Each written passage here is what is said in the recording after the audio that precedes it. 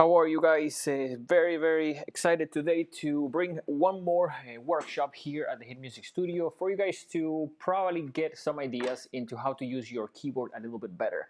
And my name is Diego here from the Hit Music Studio. And one thing that we try to do for us is give information so our students can have hopefully a way to practice that is fun and a way to practice that is very productive. A lot of our students have keyboards similar to the one that I was using there, and I was playing with some of the functions there that the most keyboards have.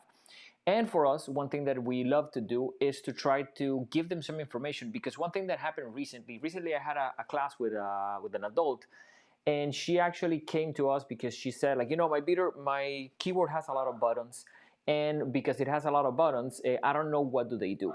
So one thing that for us is very important is to try to give you guys some information so you guys can almost like learn some of the basics. Now, keyboards, all of them may be a little bit different. You have different brands, different models, but one thing that we're trying to do is to truly give you a little bit of a framework of some of the basic functions. And for us, we're going to start with a little bit of like basic and then probably go a little bit more advanced. Maybe all of the options that this keyboard has are not going to be the same as yours. But one thing that is important is like to have an idea, because as keyboard players, sometimes we're gonna play on keyboards that are not our own. And one thing that for me, I was like, especially before the pandemic, I was touring with an artist. And nowadays, when you travel and you perform, most of the keyboards you're going to use are rented. So now that's going to be the same case if you play at church. That's going to be the same case if you're playing maybe at your school. So sometimes they're going to be like, no, don't bring your keyboard. We have one. But it's important for you to have an idea how things sound, how they work, how to change them, because a lot of the keywords I think are a little bit like computers, and for us it's important to try to help and put a framework there. So let me go to here a close-up of the keyboard. This keyboard is a Yamaha, it's a PSR E453. I think it's a little bit less than $300, so it's about like $275. And one thing about this one, we use this one for our schools here, and we have used multiple keyboards, and we believe that this is it's a great option. Once again, and I really want to stress this out, if your functions of your keyboard are different, I don't want anyone to feel like you have to go buy a better one. It's not about that. We're gonna even like mention some options in case some of the functions that the keyboard has are not found on yours. But I think it's one thing that is very important for us is to try to give you like some ideas, hopefully inspire you, so to make your practice routine a little bit better. So let's start with some of the basics. Now you have here on the right, you have some buttons. Let me see if I can go a little bit more of a close-up. So there on the right, we have some numbers. And please forgive me, there's some noise here from, I guess, so one of the neighbors decided to make some stuff today, some improvements to the house, so you may hear that. Now, these numbers are very important because it's a very important way of like navigating different parameters, changing sounds, and going to different ones. Most keyboards have 3 numbers that you're gonna be like putting. So, for example, there I have tempo. Now, if I want to change the tempo, for example, and we'll talk about that probably later, I can go 080, and that gives me the tempo. So when I'm gonna start how the keyboard usually starts on with voice. Voice are gonna be the different sounds that the keyboard has. You can change by either putting the sound, like let's say the number of the sound, which it can be, let's say 0, 1, 2, and then that usually gets you to be able to change the sound. Now, one thing that's gonna also do is that you can use this dial on this keyboard. Some keyboards don't really have a dial that you can go around.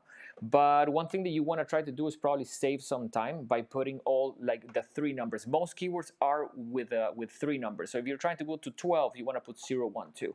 Now, cool function is that usually when you press the plus and the minus, those two cancel each other out, so it's almost going back to 0. So if you're in 0, 80, and this is sound there, if I press the plus and the minus sign at the same time, I get back to 0. So it's an important feature there to be able to move around quickly. You don't want to spend too much time finding sounds and that. One thing that for us is important to mention, we did a separate workshop into how to choose sounds and how to get to the best sounds that you like on a keyboard. So on voice, and I was using there some functions, I want to show you a couple of like very specific things that I think are like cool. Let me mention this first. If you are in a specific a couple of menus and things are going like a little bit like you're not where you want to be. There's a button up here on the corner, and most Yamaha pianos have it, called Portable Grand. When you press that, it's like a reset of everything. So if you're having a bunch of things and things are not really where you want it, you would just want to almost clear everything back to zero. You press Portable Grand, and that would take you back almost to a reset. So that is an important function, because every now and then you get into like drum beats and there's things sounding, so that one is a quick reset. When it comes to voice, you're going to have different categories, and the categories, each keyboard is different. They're usually paired by, let's say, electric pianos. You're going to have organs, you're going to have accordions. So that is really going to be dependent on your keyboard. But one thing that you can normally do in this keyboard, you can press the plus sign, and it goes in numbers of 10. It almost changes category to the next category. So it's a quick way of like just jumping categories. If I go through the plus minors here, that if I go with the plus minor here, because there I can go one by one.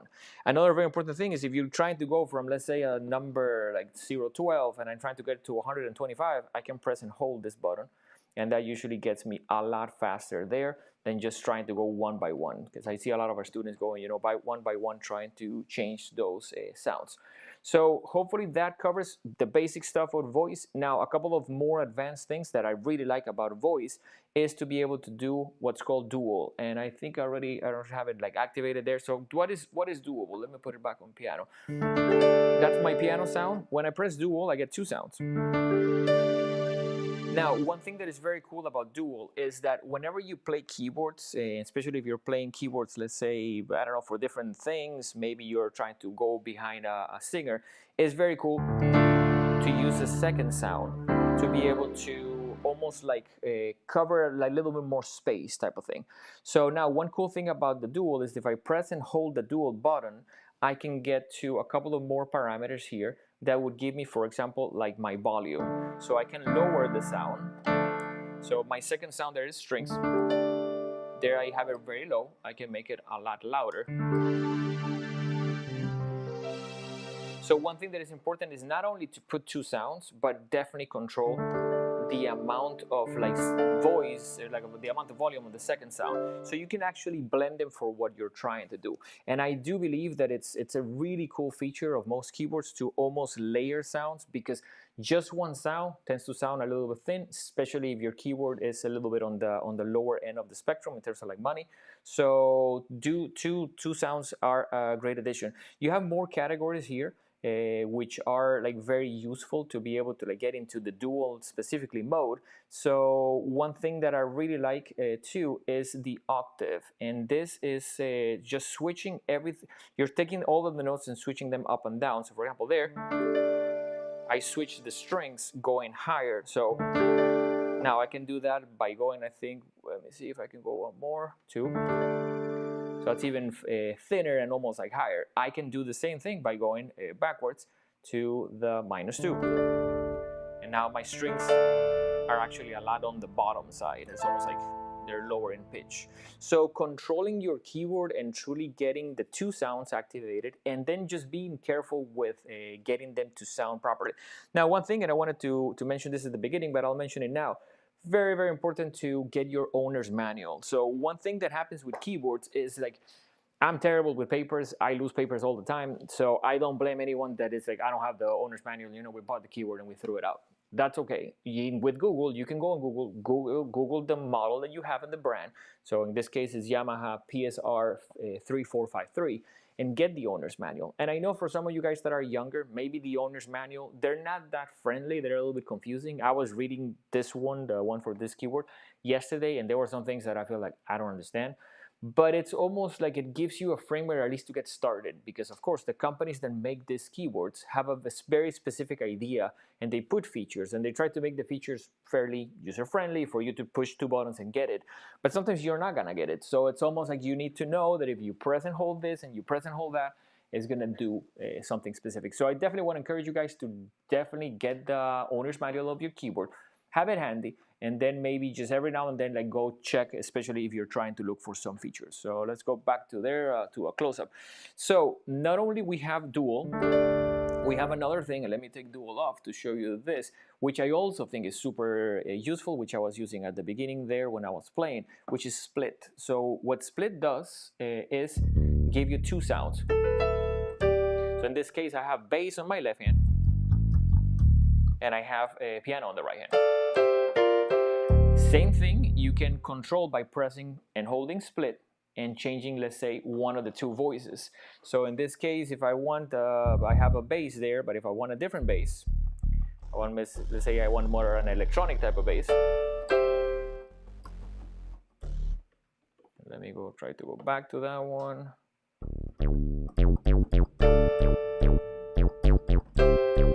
And I also have the whole thing about transposing this specific sound. We'll talk about transposing in a second, to get it to also have a different volume, and at the same time also be able to be in different parts of, like, almost like switching it to make it sound a little bit more interesting. This is particularly useful if you have a song, let's say, that has two sounds, and maybe you have a song that has piano in the chorus, and then you have, you know, strings for the bridge. So you can like almost do, you know, the beginning of the song, and then maybe when you get to the other part, like, you just do your left hand. One thing that I find very useful, especially about this particular keyboard, is that you have what's called a split point. So the split point is where do the two sounds almost one stops and the other one starts. I think this one is here. So is that G is piano sound. This is the other sound. In this keyboard, and I think in most keyboards, you can control that split point. So I can put that split point here, or I can put it here. Depending on your keyboard, you may only have 2 or 3 places. I think this keyboard is allowed to like almost switch completely. So one thing that I have done, and I have done this when I travel, let me see if I can put a little bit of the second camera on me. One thing that I have done when I travel is, especially if I only have one keyboard, you can put, let's say you have one little line from a song that is a specific sound. Well, you can get maybe that sound on the very top of the keyboard, and with that top of the keyboard, you know, play that little line and then go back to, let's say, your piano sound, your organ sound. So knowing how to control splits and knowing how to control the dual is very, very important. Again, in this keyboard, you press and hold. So you press and hold that button, you know, you press and hold the split or dual, and you get into the menu that is going to control those two. Now, one thing that I really find also interesting is that you can even do both of them at the same time. So I could potentially do split and dual together. That means that I will have, let's say, bass over here, and then I will have 2 sounds over here. So that even opens more options to you. Like, okay, do you want piano and you want strings and you want here a bass? So that is definitely something that I would like for you guys to explore on your keyboard.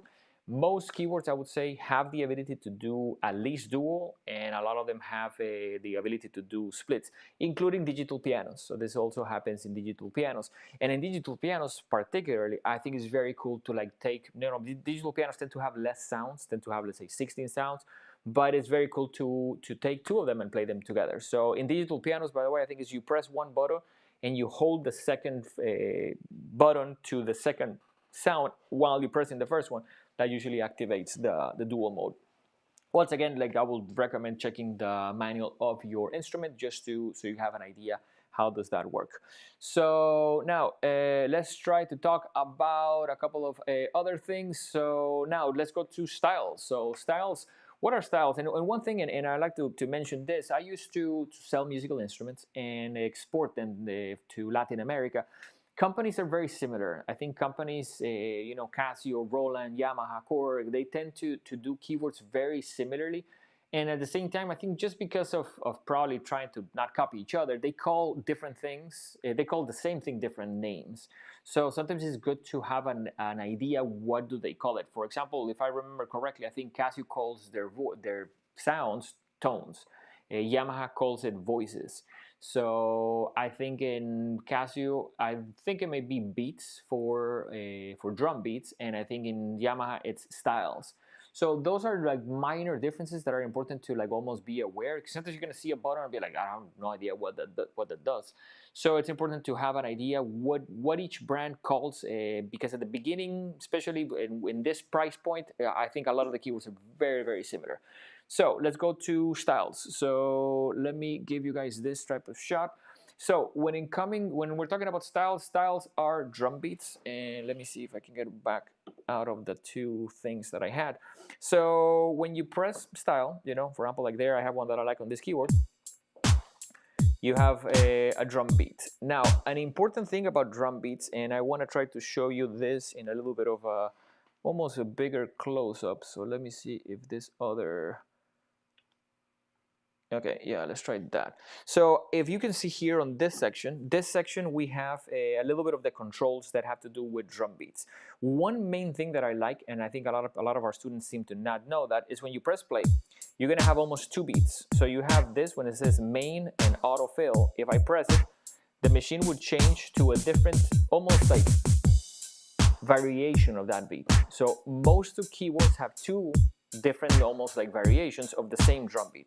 And one cool thing is if you press it in advance, if I'm playing like, and let's say I'm gonna change to the section, after here I press it. So it's almost like a way to like give you two drum beats, let's say one for the chorus of the song or one for the verse. And I think that's a useful thing, because when you're playing with drum beats, sometimes it may be feel a little bit like almost like stale, like you're playing the same thing over and over, nothing is changing. So having access to those two, I think, is an important thing to check. Super important, and this is something that we'll cover literally in this same section, is metronome and how to change the tempo of something. So when we're talking about drum beats, you have a couple of options. One is you're going to have a button here called tempo tap. So tempo tap works in one way. You usually press it 4 times to give the speed of a song. So let's say if I have a song that goes like this, so I can tap that 4 times, 2, 3, 4, and the machine starts at that tempo. So the machine is using my 4 taps to calculate what the speed would be. So one thing that also would happen is if I want to go, let's say, faster, 1, 2, 3, 4. Now we're going faster. So that is a very useful function. If you go on YouTube, you're trying to learn a new song by big artists, and you want to know, okay, what's the speed of the song? So okay, I'm listening to the song and I think it's here. Okay, so the machine is telling me it's 133. Okay, you're learning it. Maybe you're starting. Don't start at 133. Maybe take the machine and go like, with the dial, like lower that tempo, and maybe start practicing at, I don't know, 70. But at least you know that your target speed is 133. So it's almost like, okay, today you can start it at maybe 70, maybe tomorrow 75, maybe the next day you start it at 80. So being able to control and get the speed change, I think, is very useful. Now on tempo 2, and this applies to the metronome, which we'll talk in a second, you can also put with 3 numbers the speed that you want. So if I have 127, so I put 127, and that gives me that tempo. I want 0.85, so 0.85 with 3 numbers. Now I get 0.85. So 2 ways to get into changing the speed of styles, drum beats. Either the tempo tap function 4 times, or you can get to the metronome and actually press metronome, and that would give you the speed with the tempo, and you can change it. You can change it also with the plus and minus signs if you just want to like go one at a time, 86, 87, 88, and so on.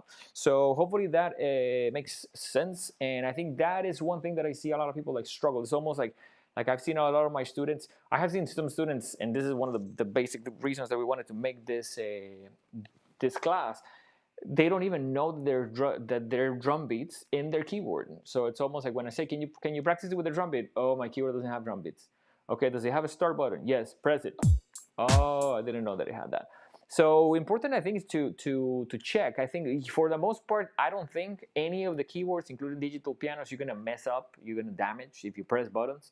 So one thing that I like, and I say this to my students, is like sometimes one of the reasons that the younger people are better with technology, if we want to call it that, and older people are a little bit like not that great, is because you see, and I saw this when we started the crisis, people that are younger, students 6, 7, 8, 9, when you give them something, they just press all of the buttons, and they just go like, what does this do? What does that do? What does? And they just keep pressing until like, oh, okay. So that's a little bit of how they learn. I think I definitely want to encourage you guys to experiment. It's of course we want you guys to practice. You don't want to spend all of your time, as one of my students said one time, which I asked, what are you doing? And she was like, I'm exploring the keyboard. It's important to explore the keyboard. Also, practice so you can play better. But I do think exploring your keyboard is important because it's your instrument. So you want to know what it can do and what limitations does it have as well. So styles, I think, are very, very useful. Now, the next thing about styles that I want to really touch on is called auto accompaniment, and this is a big part. So when I press this button here, so that button says ACMP on and off. Now one thing that I get there is the ability to press a chord and then have the machine literally give me already like a pre-programmed ability to almost, it's like a little band in a box. So for example, there I'm pressing a C, E, G, but you can hear how I'm getting a chord made of strings and I'm getting bass as well. Now, if you want to just play, you know, with getting that sound, you can. You don't have to like follow anything. But once I start the style and I put that thing too, I put a chord.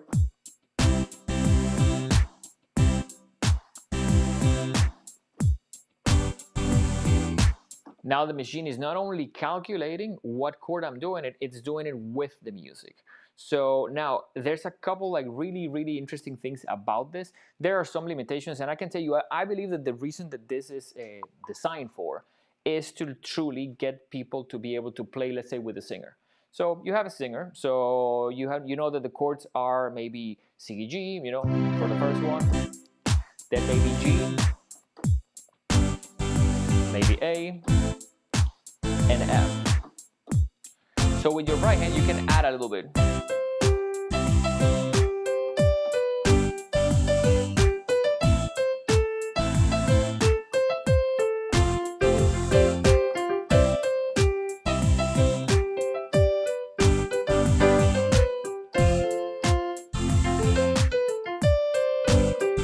Now, a couple things that I'm doing there. Now, there I have it in a way that when you press the chord, you can release it, and the machine not only keeps on playing, but it holds. So if I do...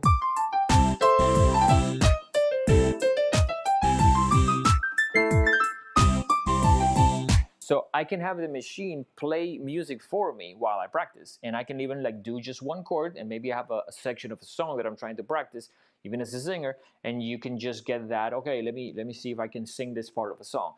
That is very useful. There's another mode which is called sync and stop, which when you press that, then what the machine does is when you lift your hand, it will stop it. So.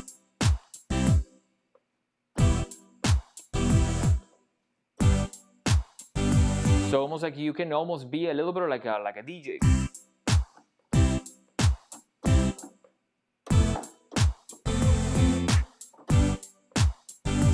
Now, of course, you want to try to play in time, because every time that the machine starts, it's starting at a specific time. And as with anything, I can do tempo tap on that. So let's say that I'm trying to go faster. 1, 2, 3, 4. So.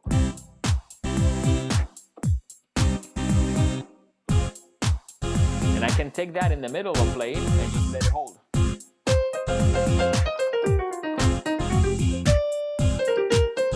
So super useful, I think, to practice using chords.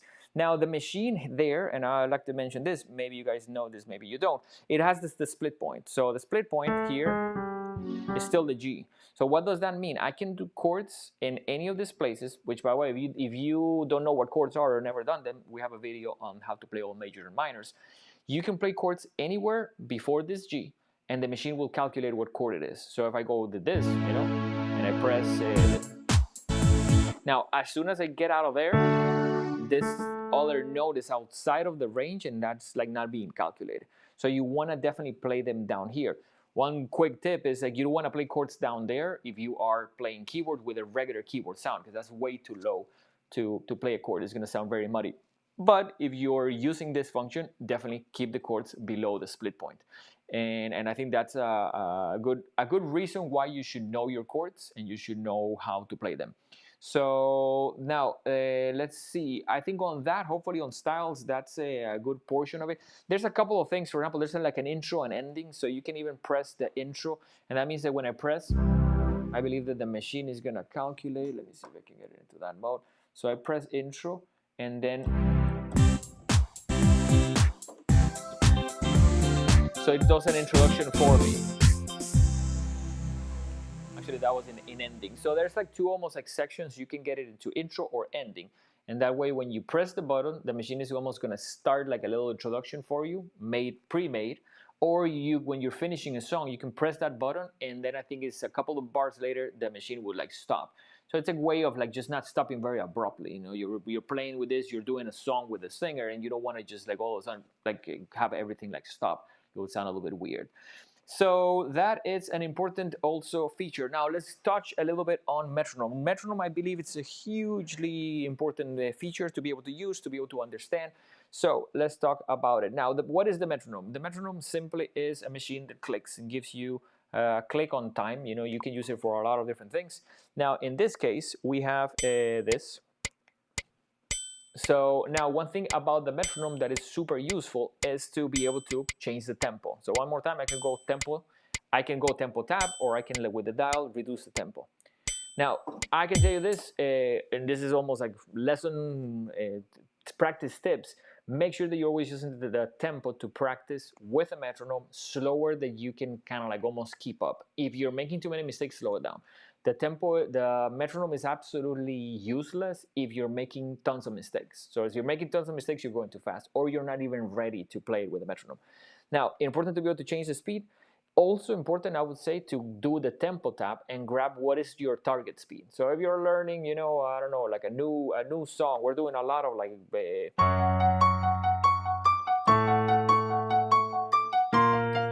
So there I can go like, hey, what's my speed on there? So, okay, that's 146. So when I press the metronome, I can have the machine kind of like give me that, but maybe I can't keep it. I can keep up at that tempo right now, so I can like slow it down a little bit. Now, a couple of really important things, and this I think majority of students don't know. When you're practicing, the machine sounds with what's called a chime. So it's a chime on 1, 2, 3, 4. Chime 2, 3, 4. So the chime is designed so when you're playing, when practicing, you know where the 1 is. Couple things that are important. One is you need to learn how to take that off, because when you're practicing, you don't necessarily need to start every time on 1, especially when you're beginning to practice. I would say you need the chime on 1 because you're practicing, and they say that's going to give you the guide of where the beat 1 is. That to me is a little bit more an advanced thing once you get like good. So you can press tempo and hold it, and then it gets into a menu called time signature. I don't know if you can see it there. Let me see if we can give you a little bit of a close-up. So there we have on time signature. Now when I touch this dial and I change it to 0, what that does is it takes the chime off. Sorry. And I think I need to do it again. So let me put it on 0. So now I just get a click. So if I'm trying to practice,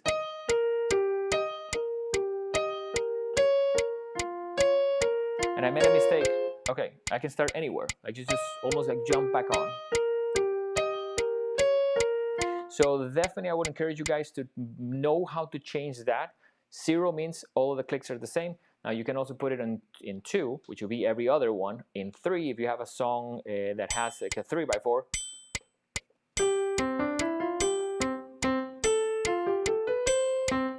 and I believe you can also put it in 4, and I think you can put it in 5 or 6. Now that is very, very useful. Now one menu that is a little bit hidden here is to change here into, let me see, I think these are the divisions. So this is a little bit more advanced, but I still want to like talk about it. So there I have on 4. So I have the time signature division, that D I think stands for division. So that's going to give me quarter notes. So when I start changing that, now I can change it to 8. Now it's going to give me 8th notes. Now let me slow down a little bit.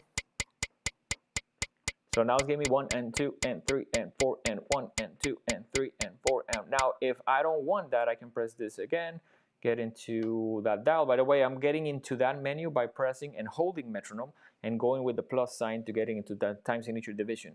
Here I can change it to 16. So now I get, so 1, 2, 3, 4. 1A, 2A, 3A. Now, of course, this is a little bit fast.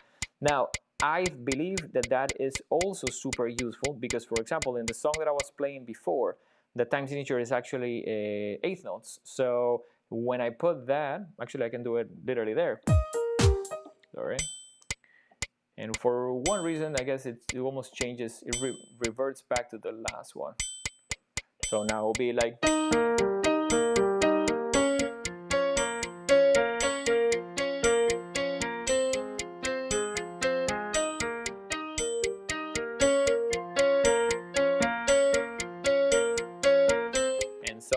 so Very, very useful, I think, ability overall to be able to use your metronome correctly. I do believe that out of everything that this keyboard has, probably the drum beats are really useful, and the metronome is really useful, and probably one more function that we're gonna be covering. So a couple of like minor things, and let me talk about, not all keyboards have this, but I think it's also a cool thing for you guys to know. We have a thing called arpeggiators, and arpeggiators are like, I really think that they're a lot of fun. What it does is that you press notes, and there's like almost pre-programmed patterns that are being held. So you can use them. One thing about them is definitely control the speed, so I think that's a little bit too fast for you guys to hear it.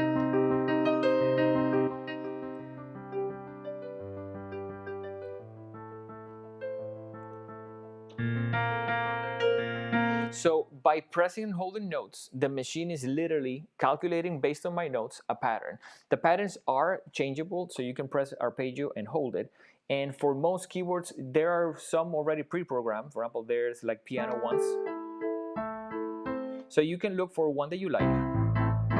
Let me see if I have something a little bit more sounding. These are almost done by styles, but let's see. We have a little bit more sounding like a keyboard player. Really depends on the speed. You can play with this and try to go a lot faster to make almost like cooler patterns.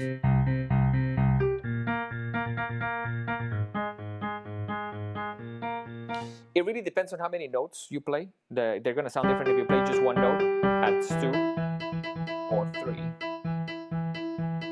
So arpeggiators, one thing about them that I really find interesting is that you can literally use them to play with yourself. You can use them a lot to make music. So one thing that it's cool is if you're making up your own songs, maybe you can like use the arpeggio function to like, okay, you know, maybe you can't really play something that sounds like that yet. It's a little bit hard for you, but you can use the machine to give you that type of pattern, record it, and then maybe put something else that you can play.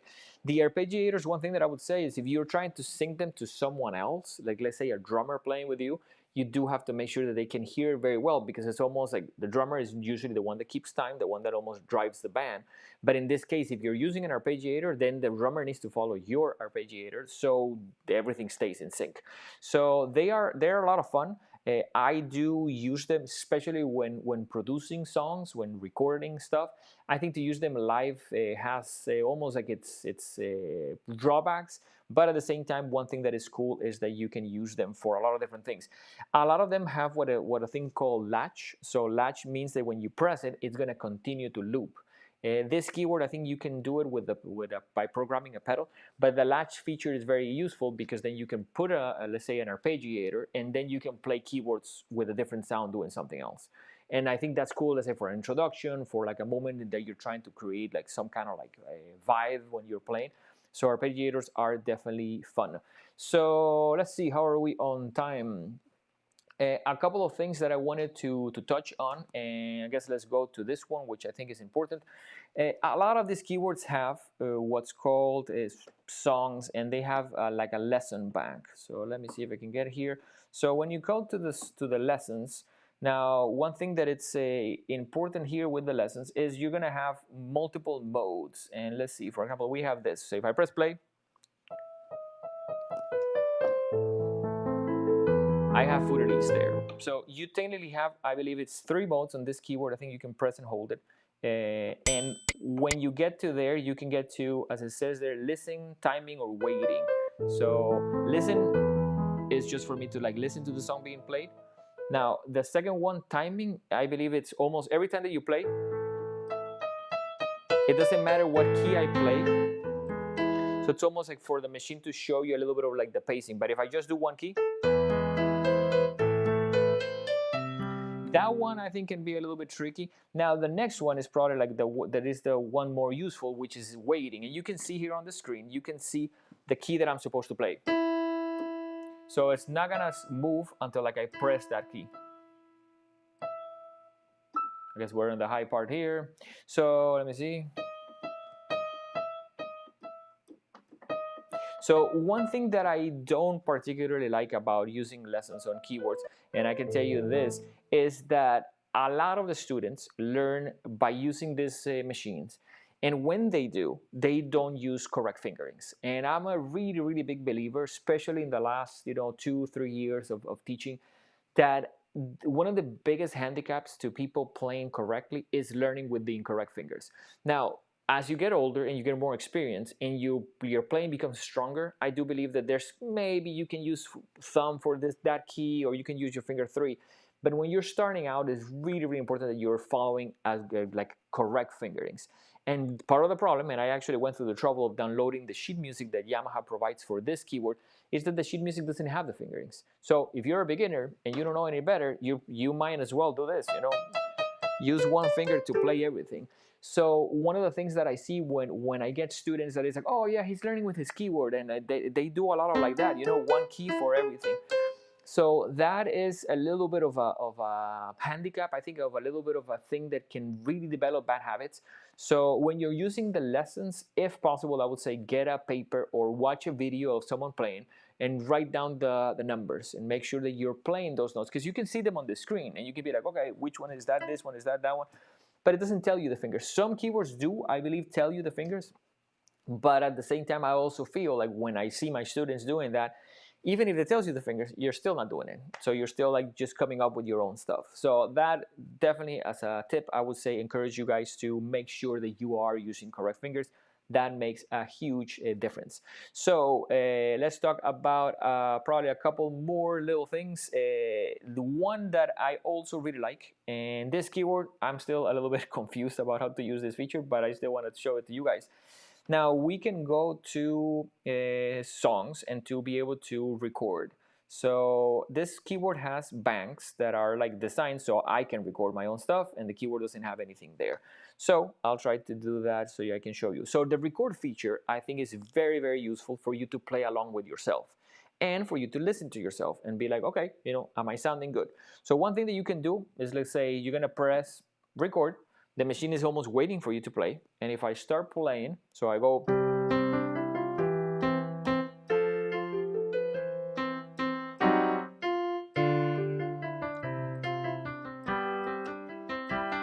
okay, I want to listen to how it sounds. Now when I press play, it stops recording, and it's almost like a great thing to be like, did I make a mistake? Okay, how many mistakes I made? So once it finishes there, I can listen to myself and be like, okay, oh wow. So it's very useful to record yourself, because sometimes when you're playing, you may think, oh no, something good. And I sometimes I ask my students, how many mistakes do you think you made? 2? And it's like, you made like 20.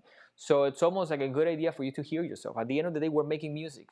There's a part of music that is visual, how do you look on stage, lights and all that, but there's a big part that is how you sound. So listening to yourself and almost being critical without being necessarily mean or putting yourself down, but almost being, okay, objective. I think it's very good to record yourself and almost hear yourself a day later, 2 days later. Even record yourself as a way to like, okay, on 2 weeks ago, this is how this song sounded. Okay, let me record it again to see if I can get it to sound better. Another super useful thing about that is record yourself with just one hand. Let me show you one thing on this, and let me see if I can change bank. You can not only record, but you can record with a metronome. So if I press record, it's waiting for me. If I turn the metronome on, now I get the metronome on, so I can go.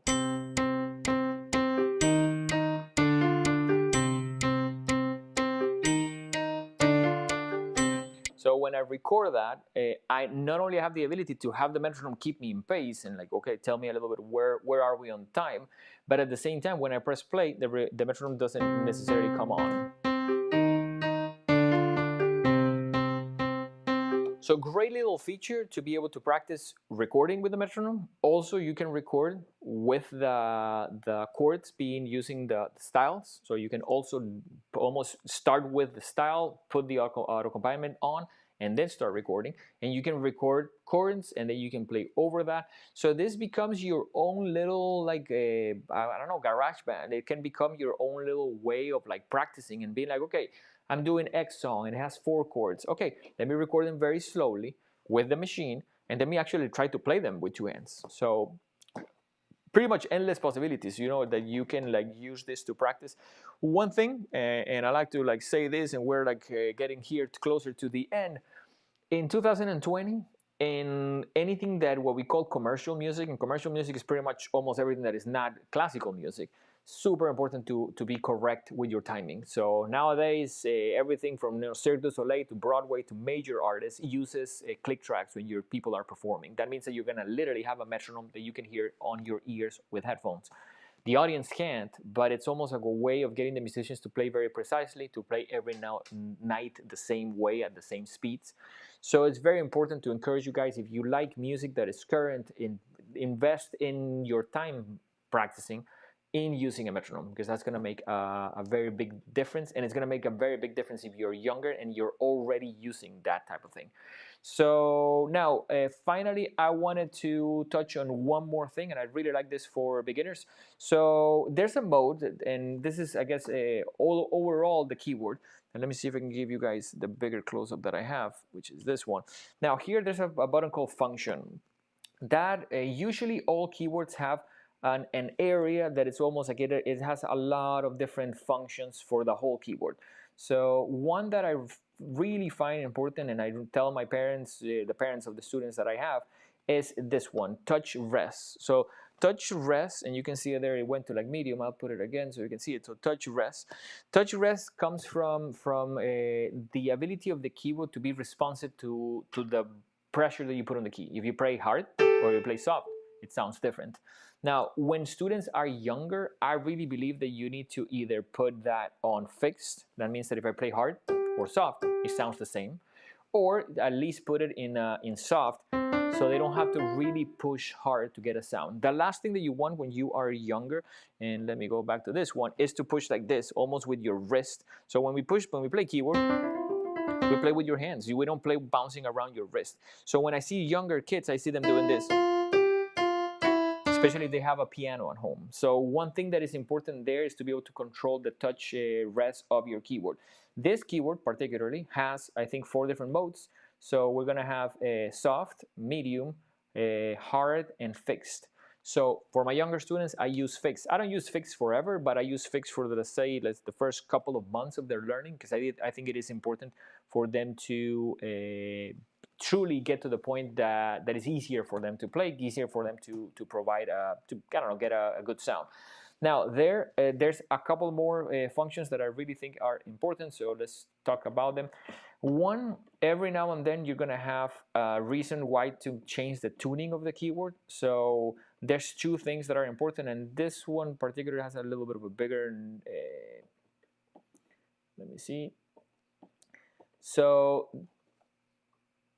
one thing that sometimes happens, sometimes maybe you may be working with, let's say, a different instrument, and you really want to change the tuning of your keyboard to match the tune that they are producing. So for example, this is A.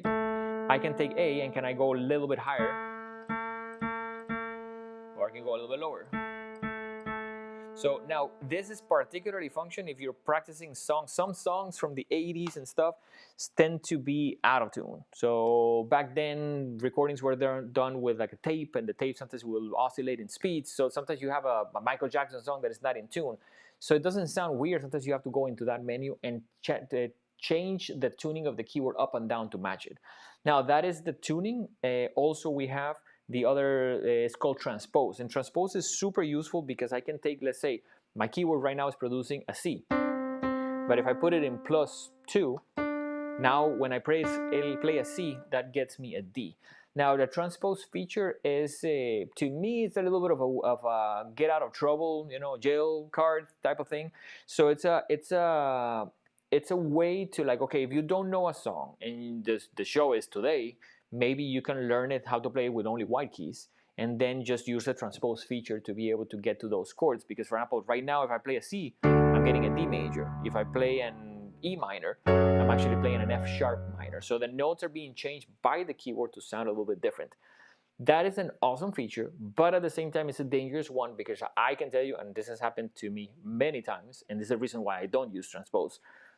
You play a song, you transpose the keyboard, and then the next song you start it in the wrong key because it's still transposed, because you forget to take it off. So I think for me, it is super important to keep that in 0, and I learn keys correctly. So if I need to play something in D major, I will play it in D major. But it's a good transpose feature to match keys too, because every now and then, if we do that with our students, we may change the notes of a song to make it easier for you guys. So knowing how to transpose your keyboard is useful, because you're gonna be able to sometimes be able to match guitar players and other things. So I think that it's a lot of what we were trying to cover today. Hopefully you guys are truly getting some value out of this, and have some ideas how to do this in your keyboard.